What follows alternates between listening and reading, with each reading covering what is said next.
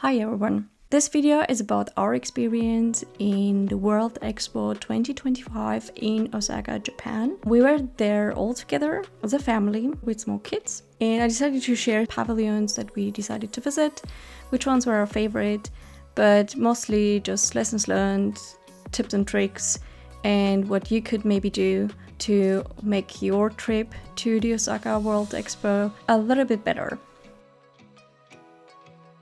So the first thing is basically getting to the expo. If you are using the public transportation in Osaka, that is pretty much one of the best ways to get to the expo, but you can obviously go for a taxi, or if you have your own car, you can use it.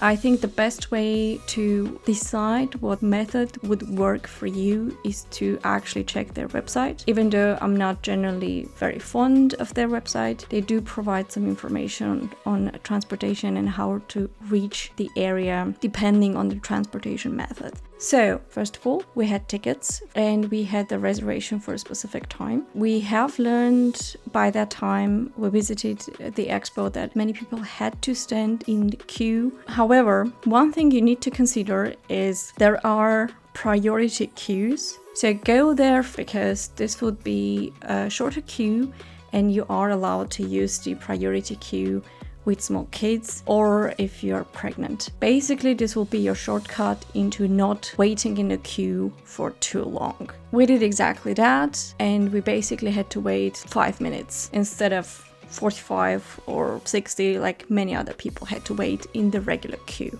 By the way, since there are some days where the app or the website might not be available, take a screenshot of your QR codes of your tickets to make sure that you actually have them in case you do not have an internet connection. Now let's talk about some useful information and tips. We were there on a sunny day. There is a short list of items you might need to take with you. Sunscreen, an umbrella.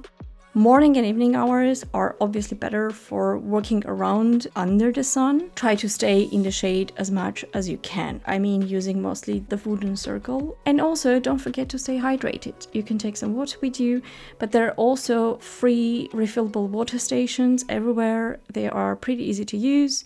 Again, they do not cost any extra money. You can just bring your own bottle or glass and just fill it in. Okay, so the website has a map and it does have some information in terms of amenities, where the toilets are, where the lockers are, some information on nursing rooms, rest areas, prayer rooms, care beds, or other medical facilities. If you need this information, feel free to use that. So you can actually download it and take it with you. Because if you do not have the map with you and if you do not want to use the app, you have to pay for a physical map. However, I found the map personally not that useful. There is quite a lot that is missing on the map. What I found not very visible was the information about playgrounds or some interest areas for smaller kids. And I collected that information in terms of activities for you if you are interested and you want to keep your children busy during your visit apart from the existing pavilions. So, one obvious thing were the photo points. You can find a lot of sculptures that are visually interesting for children. There are checkpoints for catching Pokemons. There were some mascots that had interesting performances or were just walking around. If your kids are interested in specific mascots, maybe check the website about the events. I will talk about this a bit later in the video. And there is also a post station where you can buy special stamps and you can send some letters. Obviously, stamp rallies. This is one big thing in Japan, and the Osaka Expo is not an exception. You can get the special stamp passport for collecting all the pavilion stamps specifically designed for the World Expo 2025 in the merch shop, and use it whenever you visit the pavilions to basically collect some stamps. However, bear in mind that some of the stamps were not exactly the same size. So for example, the pavilion in China had multiple stamps and they were also partially bigger than the stamp square in the passport, so you might want to bring some extra options in case you like certain stamps to collect more of them. And you can also have these stamps as digital tokens or NFTs. So this would be one thing to also consider in case you or your children are interested in that. One important thing that I could not find in the app was this big playground for children between the Pavilion of France and Robot and Mobility Station. So in case you're using a map or the app, this will be around the area that you would like to aim to if you want to find the playground. Like pretty much majority of the toilets in Japan, Osaka Expo was not an exception. It was pretty kid-friendly with a small chair for babies. There is a list of medical facilities on the website, so feel free to also check that information in case you need specific medical assistance. In terms of food, we have heard quite a lot that there might not be enough food or there might be queues, but we decided to try to stay away from a regular lunch schedule a bit. So we try to eat kind of in between breakfast and lunch and then after regular lunch hours. And it was actually easy to find something to eat without really needing to queue a lot. However, feel free to also bring your own food with you, just in case you need some specific snacks or you want to have some options in between.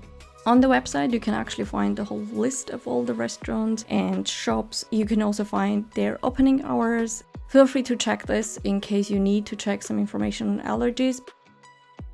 The shopping is basically merch shopping. You can get the passport for collecting stamps, but you can also get a lot of things. Stationery, toys and keychains for children, clothing and even small kimonos, all types of food and snacks, etc. Everything with the Expo mascot.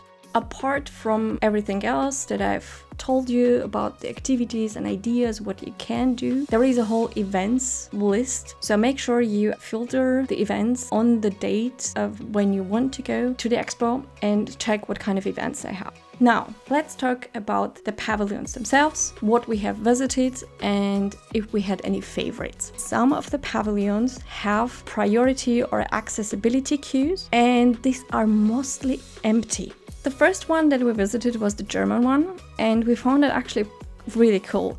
It was really nice for kids as well because you had their special mascot, which also was the guide through the whole exhibition. It was one of the pavilions that was on the topic of sustainability, circular solutions, and renewable energy. So it was also very informative. And it was also quite fun for the kids as well because they could use this like small mascot as information. You would just buzz their heads together and they will sing a song. So they had some already fun features that they incorporated in the exhibition. You could design your own tiny mascot, which you can then upload to their showcase or demonstration, and they will just pop up in your selected design on the big screen. So it was also quite fun in case your kids want to do their own mascots. They could also see there where they try to find the ones that they have designed.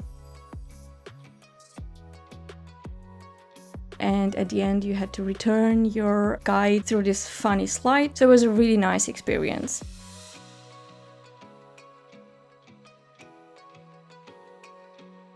We visited also the Armenian pavilion and a couple of smaller ones. We got a set of stickers, so if your kids love stickers, it could be like a great way to get one. The next one we visited was the Spanish one. They also had an accessibility queue, so we didn't have to wait that long. It was one of the most beautiful ones, I would say. There was not that much that kids could do in terms of some interactive games, but it was visually very, very nice. The point of the special pass lanes is that the information is actually not really available anywhere. There was no information in the app which pavilions had a special pass lane and which ones did not. So we basically had to go in and ask every single time. I will put the ones that had special lanes in the description box so that you know, but this is most probably not the full list. Also feel free to complete the list in the comment section if you know that certain pavilions had an accessibility lane or an extra queue options for families with children. So this means that if you are visiting the expo with your kids, you might actually get the chance to see quite a lot of pavilions without the need to queue too much. And then there is the Chinese pavilion. This one was also visually very beautiful. It had more information on tourism as well. So it was not only about the sustainability aspect of it and not only about the energy efficiency and future of humanity and living, but also more historical kind of museum style rooms, especially at the beginning, about the Chinese history and development. It was visually really, really beautiful. You can do quite a lot. And it actually had also some fun things to do. Again, they had some stamps. They had multiple ones actually, and some were really pretty. They also had some special workshops during the day. So if you check their the event section or you saw pavilion information at the beginning, maybe you can manage to participate in 1 or 2 workshops. They did have some very futuristic looking sets to showcase how they imagine the future of humanity. It was pretty cool. What they also had was this interactive aspect that you can scan your tickets and check the visitor number. So it was actually quite fun. And I think this is also a small thing you can do with your children, like a small interactive game, because there was this animated show once you scan your ticket to know your visitor number. And it had some nice gardens and nice areas to walk around, which was also great. Then we managed to visit the Portuguese pavilion because, again, it had the accessibility line, so we didn't have to queue that long. But I personally found it a bit too similar to Spain, so if you have visited Spain, then maybe you can skip this one. Nevertheless, it was still a beautiful pavilion in terms of design, especially the outside of the pavilion was nice. And what I found really sweet, they had ocean-themed children's t-shirts in their merch shop. The Emirates pavilion was also really nice and was really impressive in terms of architecture and the materials that they've used. And I also found it pretty much on theme. Not that many activities to do with children, however, still quite a nice walk. Their merch shop was also very interesting in terms of what you could find there, but I would say a bit more expensive than many other merch shops.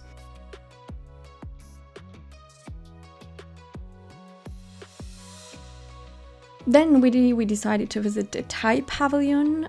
Thailand was one of the pavilions that had quite a long queue, but they had the accessibility line, so we didn't have to wait that long. This one I found a bit disappointing because it was more like advertisement for their tourism and less about the subject of the expo. Quite a lot of videos and less interactive options, which is maybe not the best when visiting with children.